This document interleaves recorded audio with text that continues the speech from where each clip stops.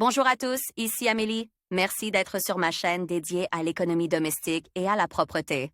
On va plonger directement dans le sujet, alors restez avec moi. Il convient de préciser d'emblée qu'il ne s'agit pas d'un plat festif prépare pour une célébration planifiée.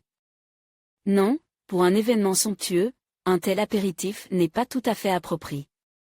Mais si vous avez découvert que vos amis à femmes viendront à l'improviste et que vous n'avez rien de convenable dans le réfrigérateur pour les nourrir de manière nourrissante et délicieuse, alors un snack à base de pita fera l'affaire.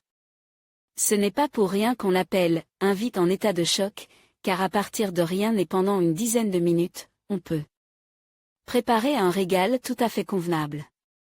En règle générale, le snack est balayé de la table en premier, car il a l'air très appétissant et tout le monde voudra goûter à cette beauté.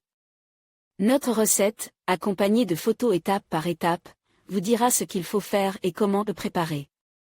Ingrédients pour 2 portions, 4 minces quarts de pita de 20 x 15 cm, une tomate, 150 gr de saucisse fumée, 100 gr de fromage à pâté dur, mayonnaise, un œuf, 1 à 2 cuillères à soupe de crème fraîche sans matière grasse, huile végétale pour la friture, sel au goût, poivre noir au goût.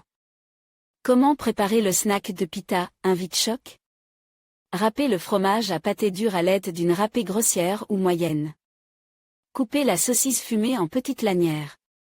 En fait, vous pouvez utiliser de la saucisse cuite, mais ce plat est plus savoureux avec de la saucisse fumée. Coupez la tomate en petites tranches. Préparez des feuilles de la vache. Graissez la première feuille avec un peu de mayonnaise. Mettez un tiers de la quantité totale de fromage, de saucisse et de tomates. Placez la feuille de la vache suivante sur celle-ci, également enduite de mayonnaise. Répétez la couche de fromage, de saucisse et de tomates.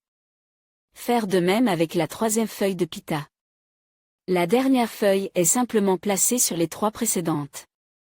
Pressez légèrement la pita avec les doigts pour que la farce ne tombe pas et la coupez en quarts rectangles.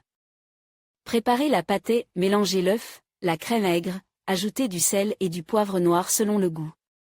Mettre une poêle à frire sur le feu et y verser de l'huile végétale. Lorsque la poêle est bien chauffée, trempez un rectangle de pita avec la farce dans la pâtée à frire de manière à ce que le pita soit entièrement recouvert du mélange d'œufs et de crème aigre. Ne pas laisser reposer longtemps, sinon le pain pita absorbera la pâtée et s'étalera simplement dans vos mains. Mettez les rectangles de pita avec la farce dans la pâtée à frire dans une poêle à frire et faites-les frire jusqu'à ce qu'ils soient d'or. Retournez-les et faites-les cuire de l'autre côté. Voilà, le snack est prêt. Il est meilleur lorsqu'il est retiré de la poêle. Il est pratique de le prendre simplement avec les mains, comme un sandwich.